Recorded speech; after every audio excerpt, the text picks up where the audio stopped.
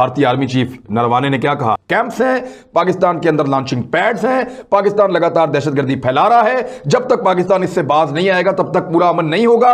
और ये जो सीज फायर पाकिस्तान की फौज करने पे मजबूर हुई है, इसकी वजह यह है कि पाकिस्तान बहुत बुरी तरह फंस गया है कि पाकिस्तान को निकलने के लिए भारत की मदद चाहिए। यानी ये तो वो डू मोर का मुतालबा हो गया। भारत तो हमारे ऊपर अमेरिका बन गया, इसका मतलब है do more do more do more. तो इतना डूब और तो डूब मरना चाहिए फिर हमें। जो आर्मी चीफ है हिंदुस्तान का, उसका बयान वो ये कहता है, कल ही का बयान है कि पाकिस्तान अमन पर माना है दबाव की वजह से जो हमने लगातार उनके ऊपर रखा हुआ था। एक मोदी आपको पता है अभी कल बांग्लादेश में थे, जो कुछ उन्होंने वहां पे फरमाया वो आपके सामने है। अमेरिकन प्रेसिडेंट ने एनवायरमेंट के लिए सरबराहान को दावत दी है दुनिया भर से। उसमें हिंदुस्तान शामिल है, उसमें बांग्लादेश शामिल है, उसमें भूटान तक शामिल है। हम शामिल नहीं है।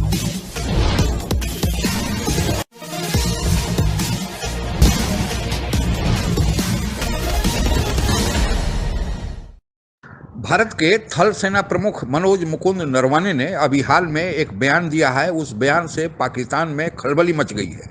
बयान में उन्होंने कहा है कि हमें पता है पाकिस्तान भारत के खिलाफ क्या क्या साजिशें रचता रहा है, कहां कहां वह टेरर कैंप बना रखा है और इस समय वह किन मुश्किलों से घिरा हुआ है। इसके बावजूद हम अमन को, शांति को एक मौका देना चाहते हैं और पाकिस्तान पर है कि वह इसमें कितना सहयोग करता है। जब भारत और पाकिस्तान के बीच शांति वार्ता चल रही है, इस बीच सेना प्रमुख का यह बयान क्यों दिया गया, इसके बारे में चर्चा इस वीडियो ब्लॉग के अंतिम भाग में करेंगे। उसके पहले आइए सुनते हैं सेना प्रमुख के बयान पर पाकिस्तान में हो रही परिचर्चा। भारतीय आर्मी चीफ नरवाने ने क्या कहा है? उन्होंने बयान दिए हैं कि मार्च 2021 के महीने में गुज़िश्ता 5-6 सालों में पहली दफा ऐसा हुआ है कि एलओसी पर फायरिंग के वाकयात रिपोर्ट नहीं हुए, यहां तक कि एक भी गोली नहीं चली। लेकिन पाकिस्तान के अंदर दहशतगर्दी के कैंप मौजूद हैं, उनके ढांचे मौजूद हैं और दहशतगर्दों के लॉन्चिंग पैड्स जो हैं वो पाकिस्तान के अंदर बरकरार हैं और पाकिस्तान अब भी दहशतगर्दी फैला रहा है। जब तक हमारा हमसाया मुल्क दहशतगर्दी की हमायत बंद नहीं करेगा तब तक मुकम्मल अमन की बात मुमकिन नहीं है। जब भारतीय आर्मी चीफ से किसी ने यह सवाल किया कि आखिर पाकिस्तान को जंगबंदी पर अचानक राजी करने का क्या सबब बन गया, तो उस पर जनरल नरवाने ने कहा कि इस्लामाबाद के अपने अंदरूनी बहुत सारे मसाइल हैं और वक्तन फवक्तन आपको यह भी देखना होगा कि आप जिस हिकमत अमली पर अमल पैरा हैं इसमें दरहकीकत आपको कोई फायदा हो रहा है या नहीं हो रहा। और उन्होंने कहा कि पाकिस्तान की तरफ से दहशतगर्दी के बुनियादी ढांचे के बारे में भी बताया कि पाकिस्तान में मौजूद है और भारत को उनके बारे में पूरी इंटेलिजेंस इत्तलात हैं।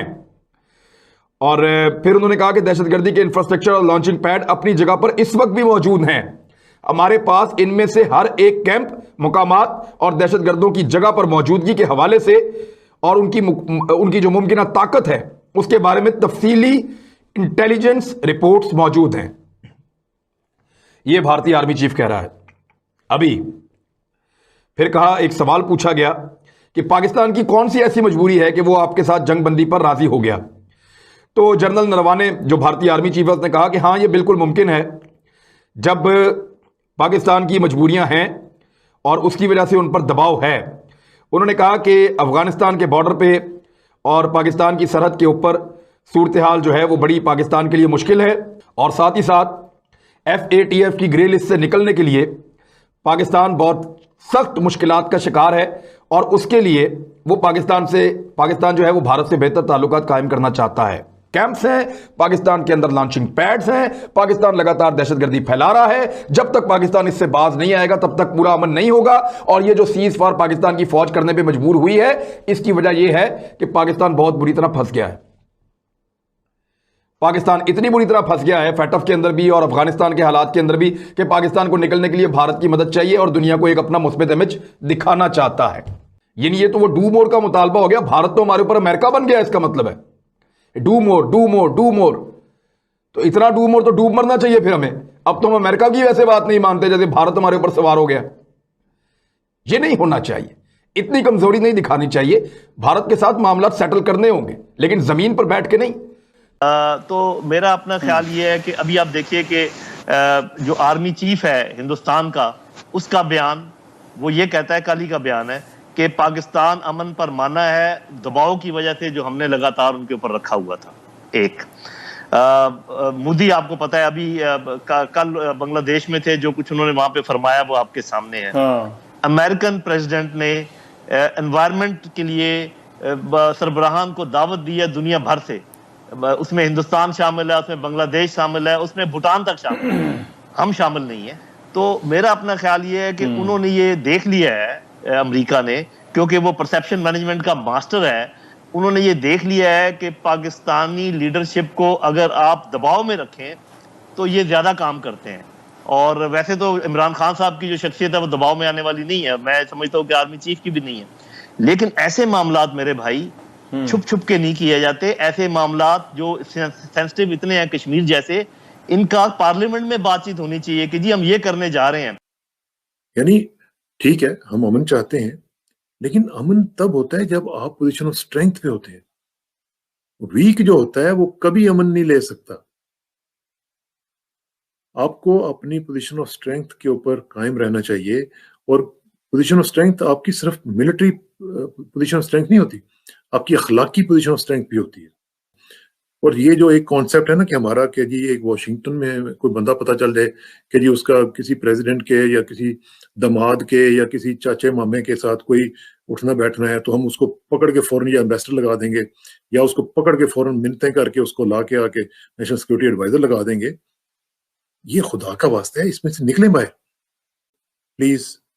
मेरी इमरान खान साहब आपसे भी गुजारिश होगी, थोड़ा बहुत आप भी मुझे जानते हैं, मैं भी आपको जानता हूँ, इन चीजों से जरा बाहर निकलें। खुदा का वास्ता है, कंप्रोमाइजेस करना बंद करें, और specially on the critical issues.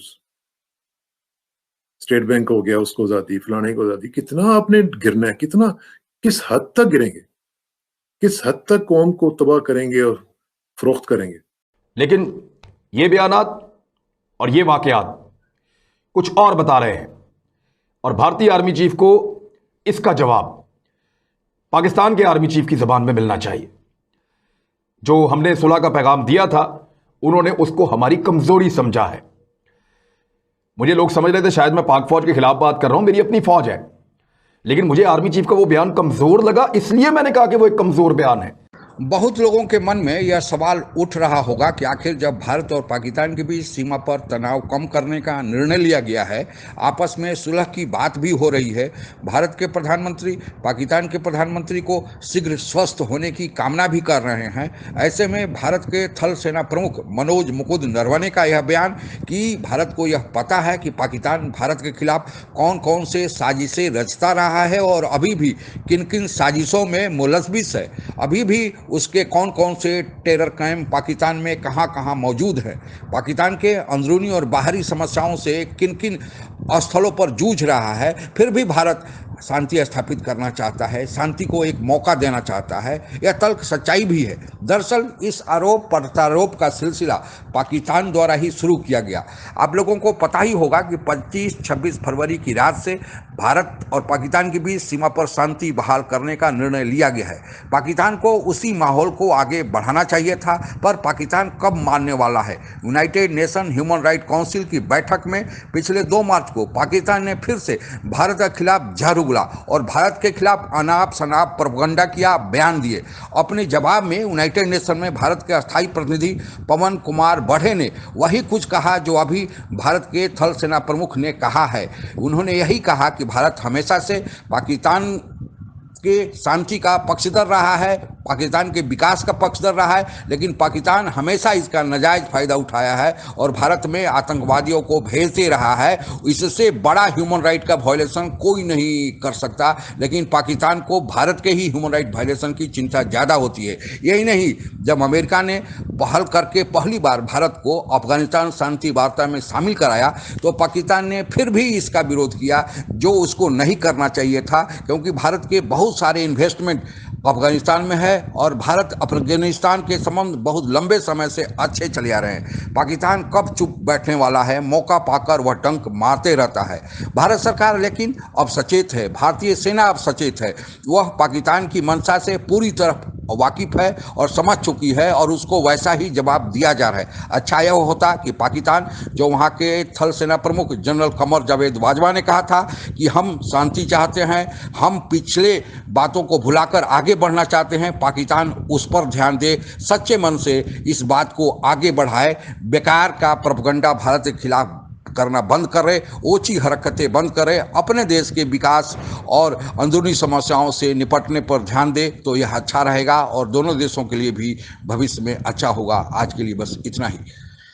आप अगर हमसे जुड़ा रहना चाहते हैं तो कृपया मेरे चैनल को सब्सक्राइब करें तथा बेल आइकन भी दबा दें ताकि नई वीडियो की जानकारी तुरंत आप तक पहुंच जाए। धन्यवाद। जय हिंद।